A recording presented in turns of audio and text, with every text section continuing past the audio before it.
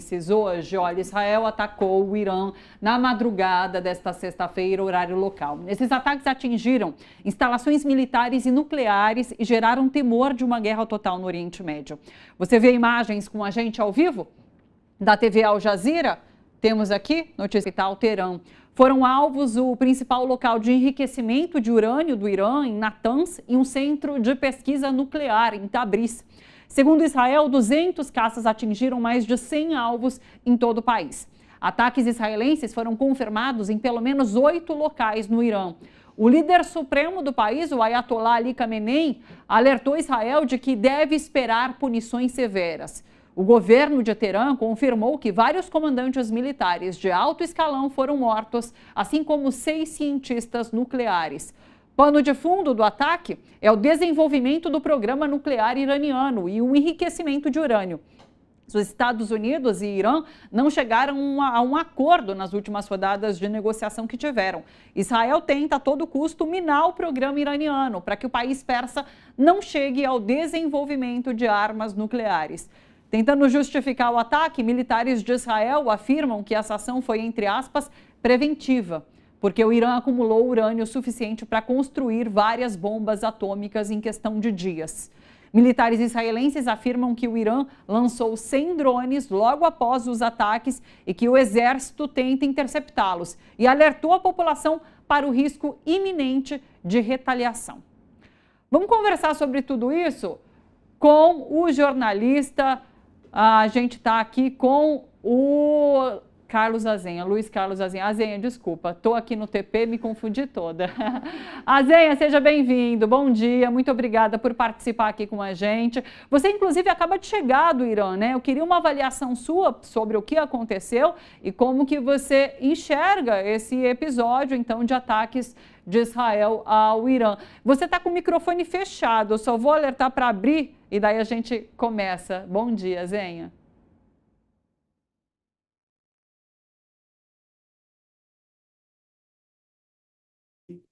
Uma semana você não está me ouvindo?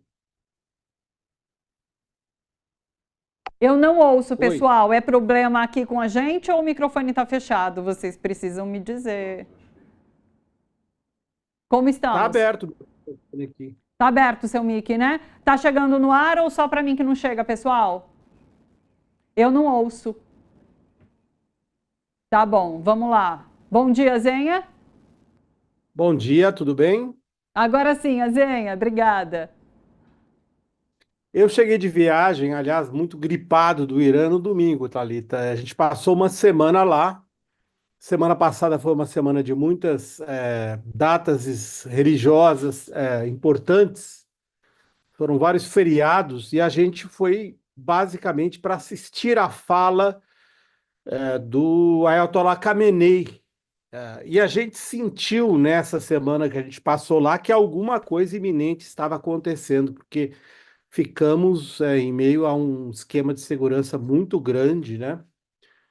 Para você ter uma ideia, quando os convidados foram levados para essa gigantesca mesquita dos arredores de Teherã, onde fica o mausoléu do Ayatollah Khomeini, a gente esperava, os jornalistas ao menos esperavam que a gente pudesse entrar com papel e caneta, e nem isso a gente pôde. A gente assistiu ao discurso do Khamenei sem papel e caneta para anotar, porque tudo ficou do lado de fora por uma questão de segurança. Nós, por exemplo, não conseguimos ter acesso aos cartõezinhos para telefonia no Irã que poderiam facilitar a nossa comunicação com o Brasil. Por quê? Porque o Irã tem suspeitas sobre jornalistas estrangeiros terem sido usados por Israel nos ataques. Você se lembra, né? O maior destaque que eu diria para vocês do que aconteceu esta madrugada é a, primeiro, ineficácia da defesa antiaérea do Irã, número um, e número dois, a penetração, né? A penetração completa. Esse foi o discurso a que eu assisti. Eu estou à direita ali, eu e um grupo de jornalistas brasileiros, outros 3 brasileiros, mas tinha gente da Rússia, tinha gente de vários países. A gente está aqui à esquerda desse pódio aqui, Esse é o lado direito, onde ficavam as mulheres. A gente está lá para o fundo, um grupo grande de jornal, de pessoas, de convidados. Éramos 4 brasileiros. E aí não pudemos entrar com nada, né? Tivemos que assistir um esquema de segurança muito grande. E ficou muito claro isso, que já havia uma tensão muito grande no ar e que os serviços de segurança de Israel têm uma grande penetração no Irã, né? Eles penetraram completamente o Irã, porque o que aconteceu nesta madrugada foram assassinatos seletivos. Então, alguns prédios que eu já identifiquei ter passado por eles em Teherã, prédios residenciais, eles foram atacados para matar especificamente uma liderança militar, um cientista nuclear. Então, é aquela história dos assassinatos seletivos a que Israel recorre para tentar atrasar o desenvolvimento nuclear do Irã, né? Eu estava ouvindo a conversa de vocês um pouco antes. No domingo, agora, em Mascate, que é a capital do Omã, né? O Omã fica ali no Golfo Pérsico, o Omã tem boas relações com o Irã, acontece a sexta rodada de negociações. Então, o que, na minha visão, aconteceu? Uma combinação entre o Trump e Israel. Olha, nós vamos fazer o ataque, vamos degradar as defesas do Irã, vamos degradar os centros de tecnologia nuclear, vamos matar lideranças importantes, né, militares e do desenvolvimento nuclear. E no domingo a rodada de negociação. Então, isso significa o quê? Que um míssil do Irã lançado com uma bomba atômica suja que seja, que não precisa ser nenhuma bomba atômica desenvolvida, pode cair em Israel.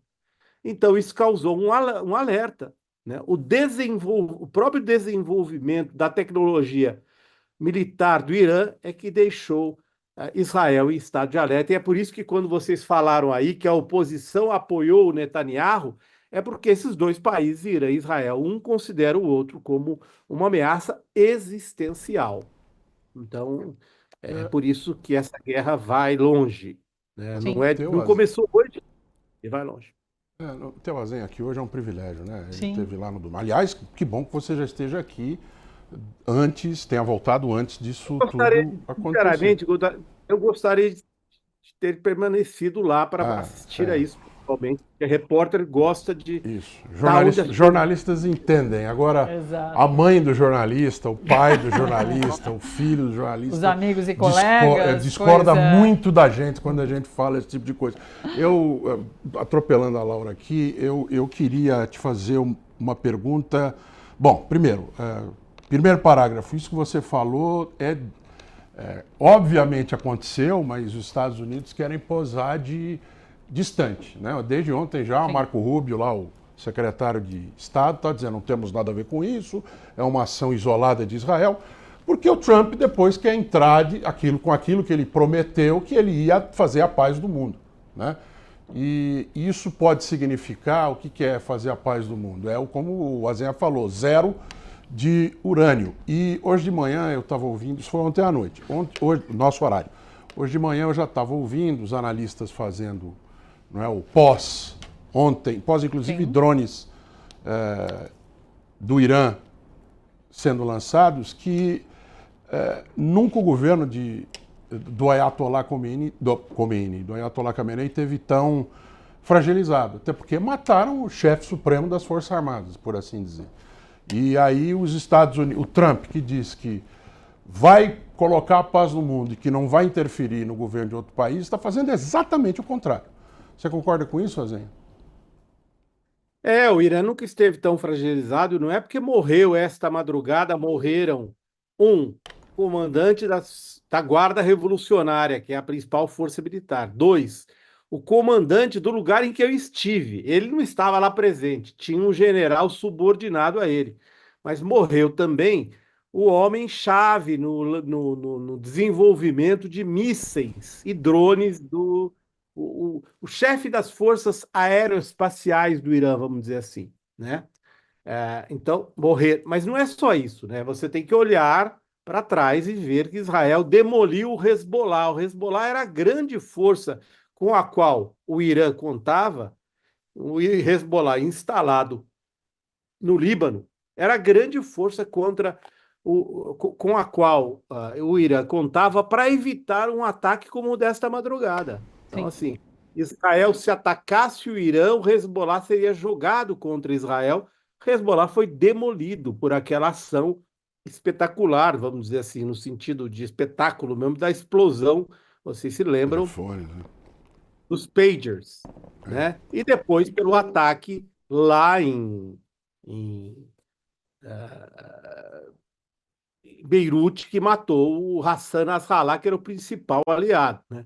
Depois, em seguida disso, o governo da Síria caiu. Então, vamos dizer assim que o Irã perdeu os seus dois principais aliados lá no Oriente Médio, ficou numa posição frágil, de fato. O Irã está fragilizado, porque em- vocês sabem que existe uma oposição muito grande no Irã, né?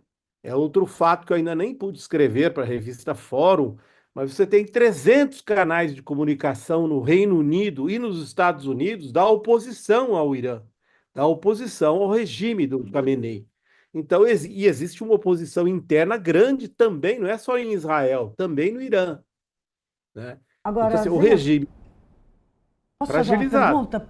Posso fazer uma pergunta para você? É porque Claro. até quando, quer dizer, qual é o xadrez que a China está querendo jogar nessa coisa? Porque, vamos combinar, o tamanho que Israel tá tomando no Oriente Médio. Exatamente para atingi-lo no lugar do prédio onde ele estava, no quarto dele, enfim, no dormitório que ele estava dentro daquele prédio. Então, assim, é uma infiltração que pressupõe um nível assim de conhecimento sobre as capacidades militares e a organização militar do Irã muito grande, que chega a ser assustador, não? Claro, eu acho que assim, eu senti o pânico um pouco de pânico em Teherã justamente por isso. O Mossad penetrou totalmente as forças de segurança. Deve estar pagando muita gente no Irã, pagando gente de alto escalão, tem que estar pagando gente de um escalão para saber todas essas informações. Então, tem muita gente da espionagem do Mossad ou sei lá, quem no Irã, mas servindo e passando informação, porque se eles atacaram prédios, né? Especificamente, como você disse, eu vi um prédio que tem lá um buraco específico no lugar Apartamento. Olha lá, essa imagem que está no ar agora. essa imagem aí, ó, mostra isso, né? É um lugar Ali bem na lateral específico. do prédio tem um buraco específico do dormitório onde estava esse comandante militar. Então, assim, é algo muito pontual. Sim, mataram muitos civis junto. Essa história Sim. de, de lei preventiva, isso é besteira, né? Thalita, Sim. acabou, as leis internacionais acabaram, né? O presidente Lula tem até falado disso. Acabou o sistema pós-guerra de limitação, né? Isso ficou muito claro na invasão, quando a Rússia invadiu a Ucrânia, né? E as provocações todas da OTAN, que levaram a Rússia a invadir a Ucrânia. E agora com Israel. As leis internacionais, como a gente conhecia, aquele arcabouço, aquela arquitetura de leis internacionais que nós herdamos da Segunda Guerra Mundial, acabaram. Agora é cada um por si no mundo. Aliás, um alerta para o Brasil: é cada um por si. E o Irã fez muito bem de desenvolver sua tecnologia de defesa e faz muito bem de tentar continuar enriquecendo o urânio, porque está demonstrado que vale o mais forte. Israel que é quem está demonstrando isso com muita clareza para o planeta. Vale a força bruta. Acabou a lei internacional. Então, eles arrumam um monte de argumentos. Eles fizeram uma arquitetura para atacar o Irã. Passaram no dia anterior ao ataque algo lá na Agência Internacional de Energia Atômica, que é controlada pelos Estados Unidos e pelo Ocidente. Então, eles passaram uma coisa, mas não passaram na ONU, por exemplo, né? Mas não faz nenhum sentido Israel atacar Irã, porque esse é um sonho antigo de Israel, que é enfrentar o Irã abertamente. Agora, Azenha, eu acabei de ver aqui na Al Jazeera 78 mortos e 300 feridos, entre civis, né? Muitos civis mortos. Então, enquanto a gente vai vendo a estourada. Agora, esse aí. Azenha, né, o que eu ouvi agora de manhã também estouraram, acabaram, destruíram estações ou instalações ligadas ao arsenal nuclear iraniano, mas que onde realmente se prepara o urânio, né, se enriquece o urânio, é debaixo de montanhas que precisaria de um apoio norte-americano maior em termos de material bélico para tentar conseguir perfurar e chegar de fato onde é o coração desse trabalho. O que é que dá para falar sobre isso? De fato, isso era uma análise, como diziam, de Leônidas da Silva, ele sabe porque esteve lá. Você que esteve lá agora, o que é que dá para falar sobre isso? Olha, a gente não teve acesso a... Obviamente, né, o Irã não vai divulgar informações a esse nível, nem de maneira alguma, justamente pelo risco de ataque. Agora, obviamente, os iranianos sabem que a única maneira de proteger o enriquecimento de urânio é em instalações subterrâneas. E eu duvido que Israel tenha conseguido, né, acabar com tudo. E mesmo se tivesse conseguido, o Irã nunca vai confirmar, a gente não vai ficar sabendo, né?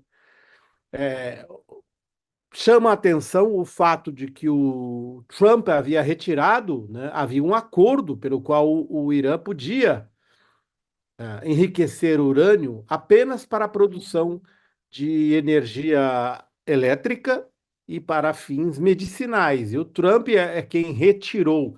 O Trump é o cara que joga muito, muito fechado com Israel desde o seu primeiro mandato. Foi no seu primeiro mandato que ele retirou os Estados Unidos do acordo com o Irã, o que acabou no que está acontecendo hoje. Quer dizer, o Irã passou a processar urânio com um grau de até 60% de enriquecimento, né? Você precisa de 90% para produzir bomba atômica, e aí eles lançam essa fake news de que o Irã já tem urânio para 9 bombas atômicas. A gente não tem condições de checar se isso é verdade ou não, né? Eu esperaria que sim.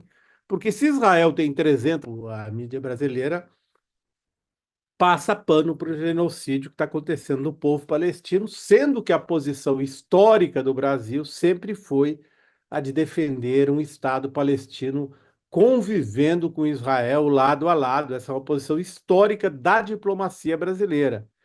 Mas a elite brasileira está totalmente ligada, né? O sionismo é muito forte, né? O sionismo ele tem uma presença econômica, diplomática extremamente forte dentro da sociedade brasileira, e a mídia brasileira expressa isso, né? Só o Irã foi demonizado ao longo, desde que o Ayatollah Khomeini assumiu em 1979, derrubou um regime pró-Estados Unidos, pró-Reino Unido. Os iranianos, né, o xiita, eu até falei lá para os iranianos, xiita no Brasil virou por um tempo um xingamento. Eles até deram risada disso quando eu lembrei. Eu falei, ó, por quê? Porque a mídia brasileira vende, né, a demonização do Irã. E daí tem uma manchete. Trump alerta que próximos ataques planejados contra o Irã serão ainda mais brutais. Ele está declarando, ele sabe sobre os ataques, ele está anunciando que serão mais brutais e que já estão planejados. Então, assim, é um plano dos Estados Unidos, claramente. E a língua desenrolou provavelmente sem ele não querer, conseguiu, né? se segurar. Não, porque ele queria ir lá e terminar o problema. Sobre o acordo, vocês fechem o acordo agora antes que seja tarde demais. Foi a primeira declaração que ele deu após os ataques de Israel. Então é isso. Os Estados Unidos estão por trás de tudo isso. Azenha, muito obrigada. Agradecidíssima pela sua disponibilidade hoje aqui com a gente. Bom trabalho por aí. Um beijão. Muito obrigado. Tchau, gente. Até.